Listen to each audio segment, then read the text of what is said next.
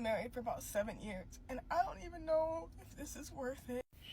Okay, so I'm actually going to approach this video from a much more gentle perspective. I'm not going to bash this young lady. I'm not going to come on here and say something negative about what she's saying, because the truth of the matter is, I say all the time on this platform that marriage is not for everybody. And if you don't feel like you should get married, don't get married. I believe that single people can be just as happy, and that you can have relational happiness in the form of friendships, in the form of co-working relationships, in the form of travel, or the things that you enjoy personally. So I don't think that marriage is the be all for everybody. And I think we make the mistake when we sell marriage in that way. But I always say this, that marriage is a covenant. Marriage is a spiritual happening. And marriage, we all the time, we look at marriage as something that just, this grand adventure, this thing that just makes us, that we are the happiest people on earth when we get married. And that is true for a while. Then you get into this area where you have to face yourself. Right.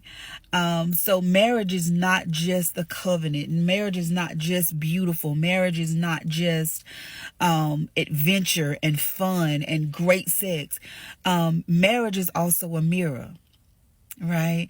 Marriage is a mirror that forces us to look at ourselves, that forces us to see ourselves, that forces us to change the areas that we need to change, whether that's our selfish nature, whether that's our emotional immaturity, whether it's the fact that we are just neglectful and selfish and self-centered.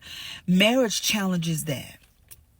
And I think that what this young lady is going through, I think what she's going through is something that many couples go through, but they're afraid to be open about it. And rather than call her selfish, I'm just going to label it.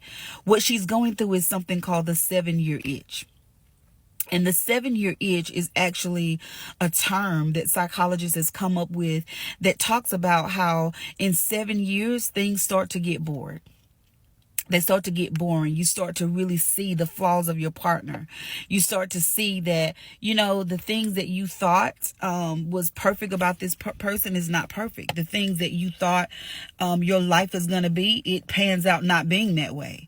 I can't even tell you how many times in my life, in my married life, that I've had moments that were not perfect, and not just between me and my spouse, but just life, having to deal with issues with our children, having to deal with issues with jobs, having to deal with sickness and health challenges and all of that.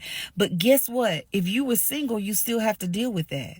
The only thing that changes this dynamic is that you have a partner that either helps you get through it, and elevates your life, or takes you all the way to the bottom floor.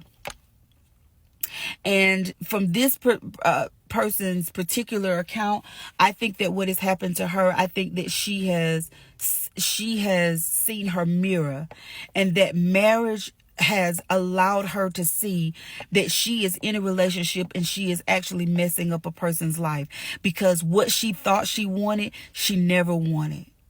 And that reveals her selfish nature. That reveals that she is self-centered, that she is egocentric, that she is me-focused. And marriage is not a place to be me-focused, right? If there's one thing that marriage requires, it requires a cross. But on that cross, it requires not your spouse to die. It requires you to die. And that's the danger in social media, is that we make everything look so beautiful that we don't really even tell the truth about what marriage requires. Here's my truth. In my marriage, I realized that I couldn't talk to my spouse any kind of way because I didn't have feelings. Growing up, I learned to protect myself because of childhood trauma. And one of the ways that I protected myself in that childhood trauma is I didn't let anything bother me. So you could basically just say whatever you wanted to say to me, and I had developed such a hard shell that it literally did not bother me. But because it didn't bother me, I didn't even think twice that my tone of voice, right? That my tone of voice would actually bother somebody else. And it wasn't until the Lord spoke to me and said, you were not just speaking to your husband, you were speaking to my son. That required me to grow up. It required me to change. See, my husband, right, was a mirror that reflected where I was weak. It reflected my ugliness. It reflected the areas that I needed to grow, right? It reflected the areas where I needed to come up to the highest elevation of what Christ has called us to be. Because here's the truth about marriage. I believe that in marriage, just like in life, you will have many happy moments. But marriage in totality is not about your happiness. Marriage in totality is about your growth. And one of the ways that God uses marriage to grow us up is to challenge us by allowing our spouses to reflect back to us who we really are. The selfishness that we really possess, right? The parts of ourselves that are not kind, the parts of ourselves that are not holy, the parts of ourselves that are not so submitted to God's will, right?